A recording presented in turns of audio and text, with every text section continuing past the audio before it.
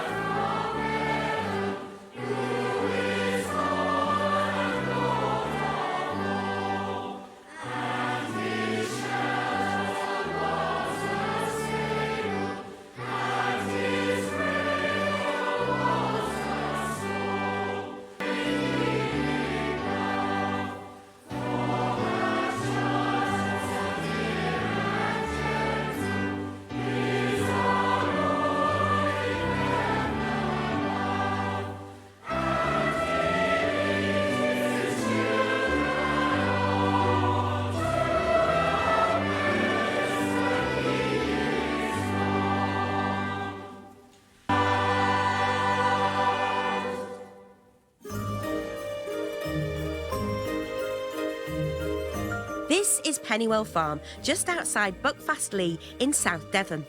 For 30 years, its Christian owners have welcomed children to explore the farm grounds and meet their many animals. Christmas is a really busy time, and so I've come to find out what's going on and to lend a hand. Oh, hi, Emerald. You're so good. Let's get you snuggled. The Nativity is going to be held, and then you've got some of the team there who are in appropriate clothing and attire, who will dress you if you want to dress and take part. So they're costumes for whoever wants them? Any size, any age, doesn't matter who, any gender. I don't love worry. it. This is so inclusive. And do you ever have the point where you've got, like, 10 wise men and some of them are wise women? We've had that. We've had that. In fact, you often get more wise women than you do wise men. I love it. Yeah, it's great. As well as the highs, running the farm also has its challenges. But Chris and his team have always looked to God for help. What did you do before this? Well, I was actually doing something very different. So I worked in the golf industry. That's amazing. So you've swapped golf clubs for sweeping brushes? Yeah, spades and wellies and all that sort of thing. But yeah. So how excited are you about Christmas? What are you? In our year, it's the centre of our Christian faith. So Jesus being at the centre of Christmas, it's a big part of what we do here at the farm. Visitors and people coming and taking part in the Nativity, we want it to be a big thing for them. The farm has already had hundreds of visitors this festive season, taking part in their daily interactive nativities. And today, it's the turn of local school St Mary's, who are... As everyone's getting ready, I'm making sure they all know their parts. Mary and Joseph knock on the door, rat-a-tat-tat, rat-a-tat-tat. What have you got to say? Angelic arms, best angel arms, best twinkly star fingers. Come on, look at that. Your audience awaits. Later on, we'll find out how everyone gets on in their roles, and I'm hoping I get to have a go too. But for now, we have a beautiful carol that speaks of that precious first nativity over 2,000 years ago, away in a manger.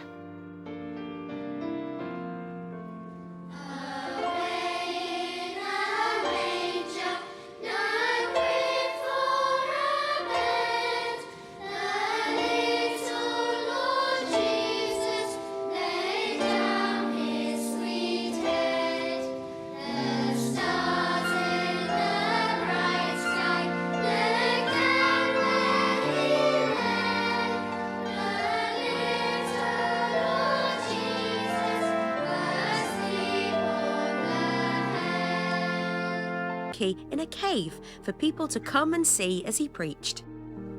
Ever since then, we've been finding different ways to retell that nativity story, from Christmas school plays to putting out our own nativity sets of the Holy Family in Bethlehem.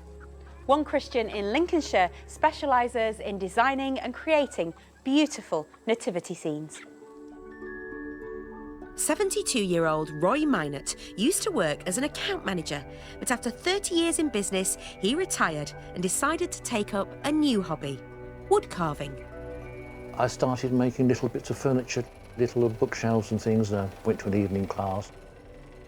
One year, I finally made something I've always wanted to make, which was a nativity for myself. Because I could go and buy one in the shop, but I don't like them. They're all mass-produced. A lot of people have them and then they treat them like they're part of the Christmas decorations. They come out with the Christmas tree and the tinsel, and they lost the meaning of what it is, and I wanted a design which I couldn't buy.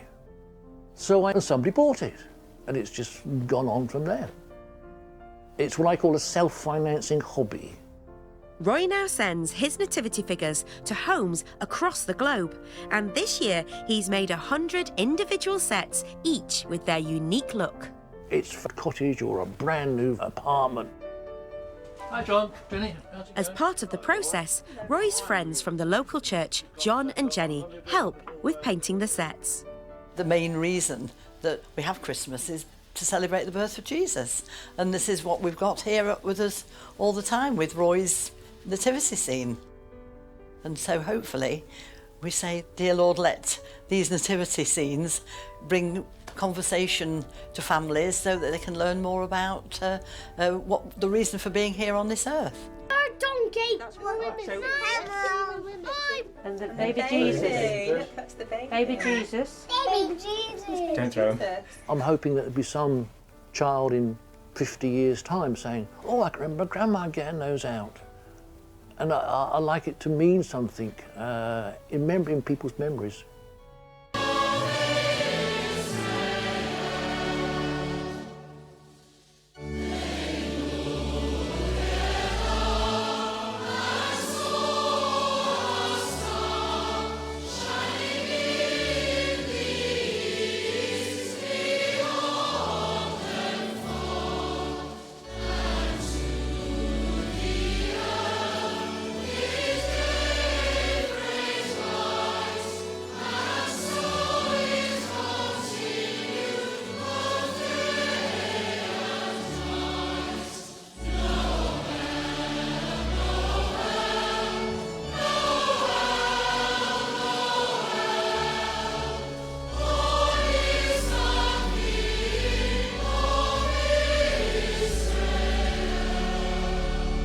Libera.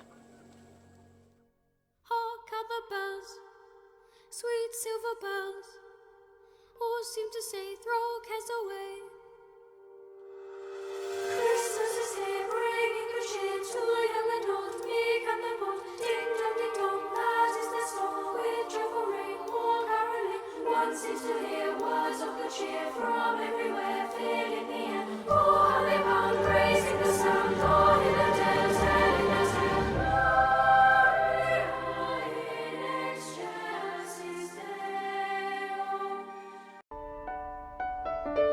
The Nativity story celebrates the miraculous birth of Jesus. Recently, we went to London to meet a couple preparing for their first Christmas with a very special baby of their own. We first met at a church women's breakfast. I was the only guy in the room. There were about 400, 500 women there. And I met Bernadette and I thought, what a lovely lady. The first carriages were very near to Christmas. We just didn't feel like celebrating. And then unfortunately we tried a third time, didn't we? We had another miscarriage, and that's when we started to think, okay, this is not looking like it's going to be an easy path to pursue. Yeah. That you can't have children. And I remember us leaving the specialist room, leaving the hospital, walking up the road, and we were just like, right, what next? Yeah. I felt the numbness.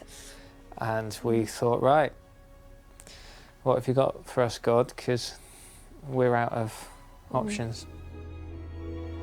Then, when all hope seemed lost, last Advent, Bernadette realised she was pregnant again. It was an anxious 12 weeks, really. But Good news, 12-week scan, there she was. So on the 4th of August at 11:15, Gracie Hope was born. She weighed 7 pounds and 3 ounces. I remember picking her up for the first time, being like, oh my goodness, we're holding the promise we've been waiting for. And even now, still very surreal. I'm like, I can't believe we have her. I love being a mother, and she's a wonderful baby. She's so cheeky. I think she's got my sense of humour. It's going to be very different to previous Christmases. I think having Gracie with us in the flesh, you know, we've waited and waited. It's kind of like that Advent season, isn't it? You wait and wait for the promise. I just think it brings into perspective in a new way the reality of the infant Christ coming to us.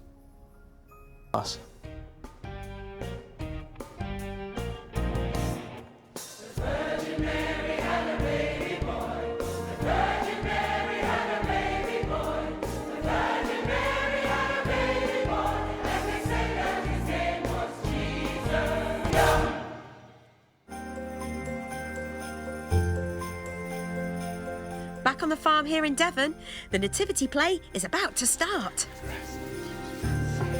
And she's absolutely exhausted. So she has a nice rest and nobody turns up to see the baby. Is that what happens? Get some visitors. Okay, tell me about the visitors. Some of them are angels. There are the 3 kings. Shepherds.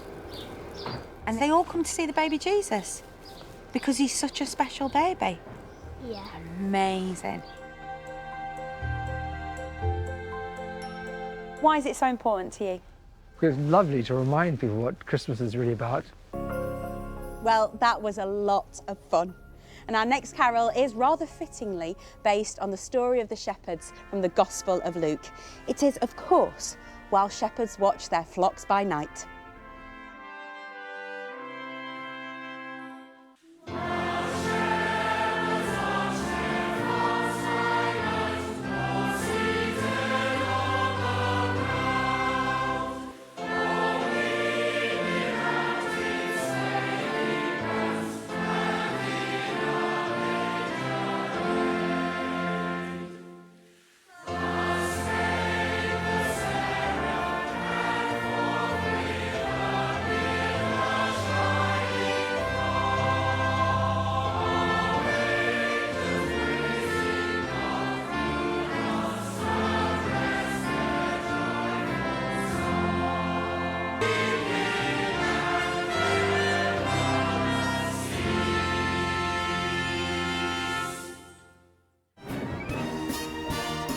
Next week, Allied hosts the Christmas Big Sing from Belfast. I've had a wonderful time here on the farm in Devon celebrating the Nativity, and I hope it's put you in the Christmas spirit too.